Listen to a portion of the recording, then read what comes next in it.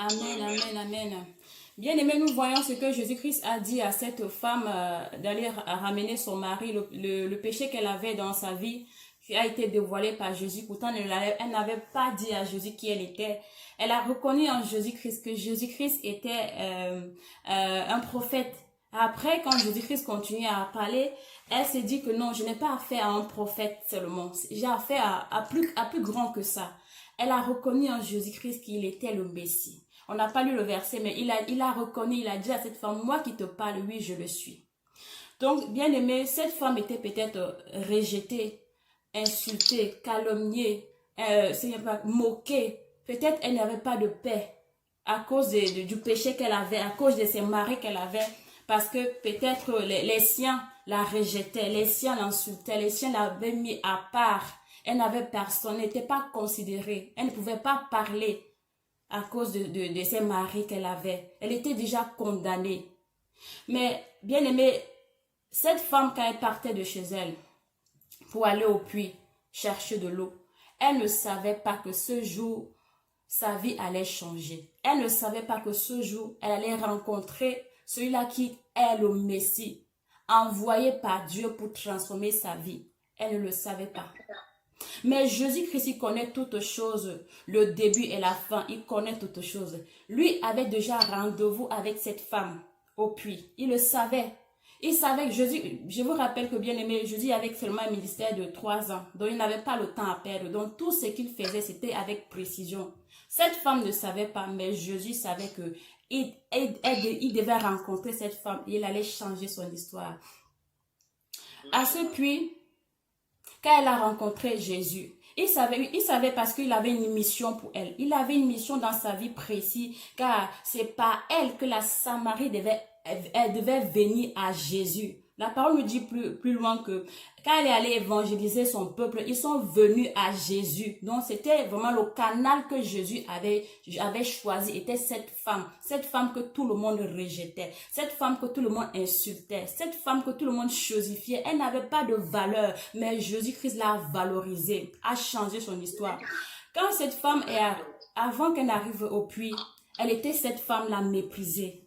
Mais quand elle a rencontré Jésus, Jésus lui a donné une bouche autorité, une bouche, quand elle parle, même si c'est qu'elle a dit, les gens devaient seulement la suivre. Pourtant, avant, ce n'était pas le cas. Quand elle a rencontré Jésus, Jésus-Christ lui a donné de l'eau vive, au point où elle n'avait plus besoin de prendre cette eau, cette eau physique, quoi. La parole dit qu'elle a laissé sa cruche pour aller dire qu'elle a rencontré le Messie, venez voir qui j'ai rencontré.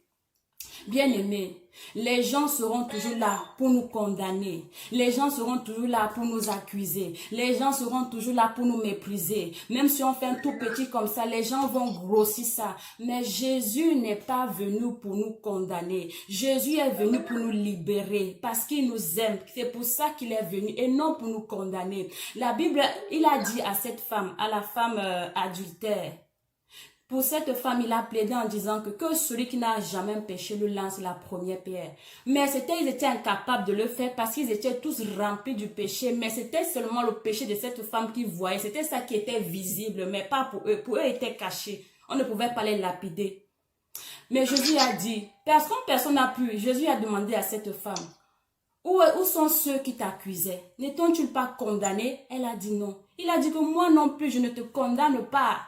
Va, mais ne pêche plus. Jésus n'est pas venu nous condamner. Jésus est venu nous libérer. Jésus est venu changer notre vie. Notre histoire doit changer. Quand on rencontre Jésus comme cette femme, son histoire a changé. Sa bouche était devenue une bouche autorisée. Elle qui était rejetée et méprisée. Mais Jésus a changé sa vie. Mais Jésus qui a le pouvoir de condamner, de juger, de condamner, n'est pas venu pour ça. Mais il y a une seule chose qui nous condamne, c'est la mort. Si on meurt dans le péché, nous serons condamnés à la géhenne. Ce n'est pas ça que Jésus attend de nous. C'est pour ça qu'il dit, cette parole dit, Sarah, va ramener ton mari, le mari caché que tu dis que je n'arrive pas à me séparer de ça, mais Jésus veut te séparer de ça. Quel qu'en soit le nombre de maris que tu as cachés, Jésus dit que va ramener ces maris parce que moi, Jésus, je vais changer ta vie, je vais changer ton histoire, je vais changer ton nom. Tu ne seras plus rejetée, mais tu seras femme écoutée, tu seras celle qui va ramener ceux qui ne me connaissent pas à moi. Mais pour cela, nos 10 maris, 100 maris cachés là, nous devons les ramener à Jésus-Christ. C'est notre sauveur, il n'est pas venu pour nous insulter. Je ne peux pas t'insulter, je ne peux pas dire que, oh, toi tu fais ceci, pourtant moi je fais encore pire que toi, ou bien je fais un peu. Il n'y a pas de petit péché. Le péché est égal à péché. Quand la mort va arriver, la mort ne va pas dire que, elle a seulement fait ceci, l'autre a fait plus grave. Non! Péché est égal à péché. C'est pour ça que Jésus vient nous parler encore aujourd'hui. Bien-aimés, déposons les armes du péché et suivons Jésus. Comme cette femme samaritaine que Jésus a changé sa vie. C'est parce qu'elle a voulu déposer son péché qu'elle a reconnu en Jésus le prophète. Mais au-delà du prophète, elle a reconnu le Messie.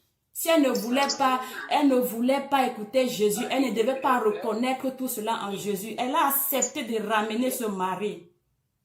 Jésus nous demande à tout un chacun, ramenons nos maris à lui, car c'est lui le seul à nous délivrer de ses maris. Alléluia. Amen, amen, amen, amen. Bien aimé, je vais encore parler, on n'a pas beaucoup de temps, j'ai 15 minutes et ma soeur aussi a 15 minutes, donc du coup on va avancer.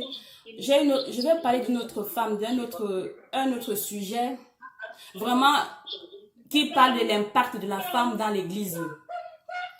Le verset, c'est le chapitre 20 et verset 1 à 18. Nous n'allons pas la lire parce qu'on n'a pas le temps, parce qu'elle est un peu longue. Je vais seulement raconter l'histoire, je vais condenser. La Bible nous dit que Marie de Magdala, que ce n'est pas la Bible qui dit, c'est moi qui dis, le Seigneur l'a, l'a sauvée, l'a changée, l'a ramenée à lui pour qu'il se glorifie dans sa vie en fait, pour qu'il montre qu'il y a un impact, la femme a un impact, mais incroyable dans l'église quoi. Donc maintenant je vais parler du verset.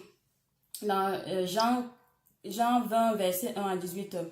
Marie de Magdala est allée le matin, très tôt de bonheur au tombeau de Jésus-Christ. Elle est arrivée là-bas, elle a constaté que la pierre était déroulée. Elle a couru aller dire à ses disciples que venez voir, le maître n'est plus dans le tombeau. Le disciple Jean et Pierre, Simon-Pierre, c'est les deux qui sont venus, ils se sont dépêchés, ils sont arrivés. Ils ont constaté qu'effectivement, Jésus-Christ n'est pas dans son tombeau. Mais la parole nous dit qu'ils sont rentrés chez eux. Les disciples, ils sont rentrés. La parole nous dit aussi que Marie de Magdala, elle n'est pas rentrée, elle est restée chercher la solution. Pourquoi le corps n'est plus dans le tombeau? Qu'est-ce qui s'est passé? Elle pleurait parce qu'elle cherchait la solution. Et quand elle s'est penchée, elle a vu les deux anges qui lui ont demandé, femme, pourquoi pleures-tu? Elle dit, ils ont enlevé mon Seigneur, je ne sais où ils l'ont amené. Et à l'instant, elle se retourne, elle voit Jésus, mais elle ne savait pas que c'était Jésus.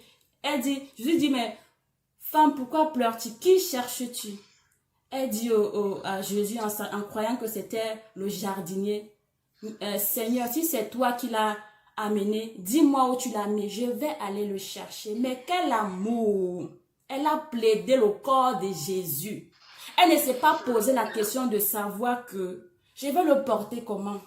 Je vais faire comment pour le ramener? Elle n'a pas dit ça. Elle n'a pas dit que je vais aller chercher ses disciples pour le ramener. Elle n'a pas dit ça. Pour elle, c'était trop long. Elle voulait elle-même aller chercher le corps de Jésus pour le ramener. Oh! Quel amour pour Jésus-Christ. Plaider le corps de Jésus. Pleurer pour ramener, récupérer le corps de Jésus. Et quand Jésus s'est révélé à elle, elle a dit, Rabbi, elle a dit, ne me touche pas. va dire à mes disciples. Je vous rappelle que Marie de Magdala est la première à avoir vu Jésus ressuscité après sa résurrection. C'est la première à avoir vu Jésus. La Bible dit aussi que c'est la première, même si la Bible ne dit pas, mais la Bible montre que c'est la première que Jésus-Christ a envoyée en mission pour aller parler de sa part à ses disciples. Là où l'impact de la femme dans l'église entre en vigueur. Elle est partie pas en tant que seulement une évangéliste. Marie de Magdala était une apôtre, je dirais apôtre accomplie. Parce que nous allons voir la différence entre l'évangéliste et l'apôtre. L'évangéliste était la femme samaritaine. Elle allait parler de Jésus aux non-croyants, ceux qui ne connaissaient pas Jésus. Ils ont dit que ce n'est plus à cause de toi que nous croyons. C'est parce qu'il nous a parlé. Donc c'est à cause de Jésus même qu'ils ont cru à Jésus-Christ. Donc elle est partie chercher les non-chrétiens. Mais ici, Jésus dit à Marie de Magdala, va dire à mes frères que je suis ressuscité. Je vais aller remonter voir mon père qui est votre père. Il lui dit tout cela.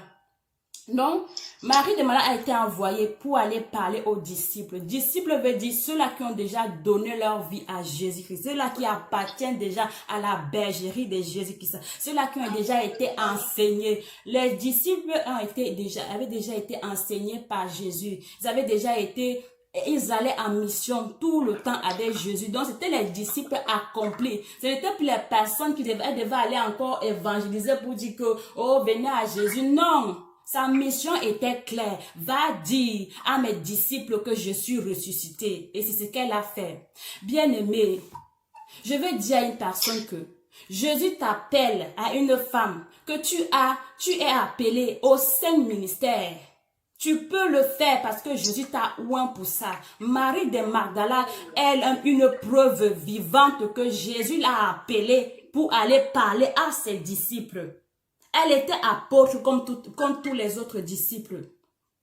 La parole dit, comme je vais parler de la parole de 1 Timothée. 1 Timothée 2 qui dit que je ne permets pas la femme d'enseigner. Mais Jésus-Christ dit que va et enseigne. Cette parole a été vraiment mal comprise que beaucoup d'églises font de ça un problème mondial et interdisent aux femmes de parler, d'enseigner dans leurs églises. Pourtant, Marie de Magdala doit parler à l'église. Marie de Magdala elle a été mise à part. Elle a été transformée pour ce poste-là. Marie de Magdala a été oint. Elle a été remplie pour apporter la parole, non pas à n'importe qui, mais dans l'église du Seigneur. Donc la parole vient te dire que tu as ta place pleinement, enseignant, parlant de la part de Jésus-Christ. Tu as ta place, Marie de Magdala, et tu dois le faire. Tu dois le faire au nom de Jésus-Christ. Alléluia. Alléluia. Oh, merci mon Dieu, merci mon roi. Oh, je pense que je suis déjà arrivée à la fin.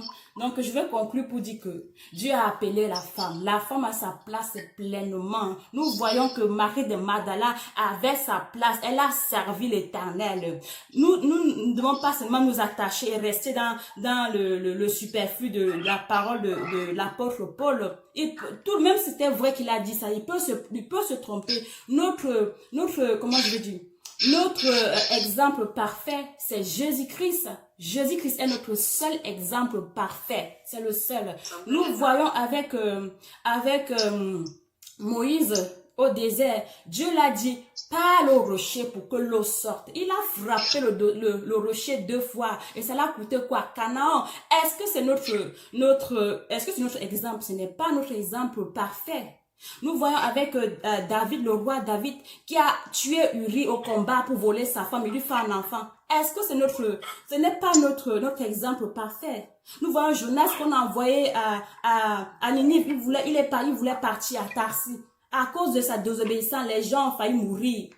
Ce n'est pas notre modèle parfait. Notre modèle parfait, c'est Jésus. Si Jésus a dit, femme, va annoncer ma parole, alors tu iras annoncer la parole et rien ni personne ne peut dire le contraire. Tu as été établi, mis à part pour cela. Au nom de Jésus-Christ. Alléluia. Merci mon Dieu, merci mon roi, merci mon rédempteur. À toi le règne, la gloire, la puissance, à toi la puissante élévation. Oh, merci Seigneur Jésus. Amen, amen, amen, amen.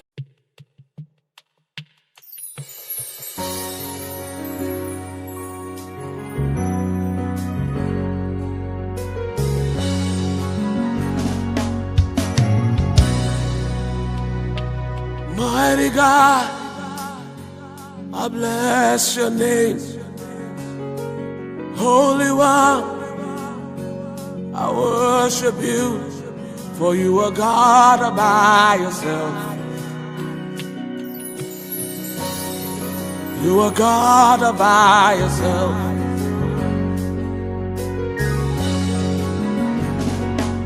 Age to age, you're still the same. I bless creation. Oh, shout your name.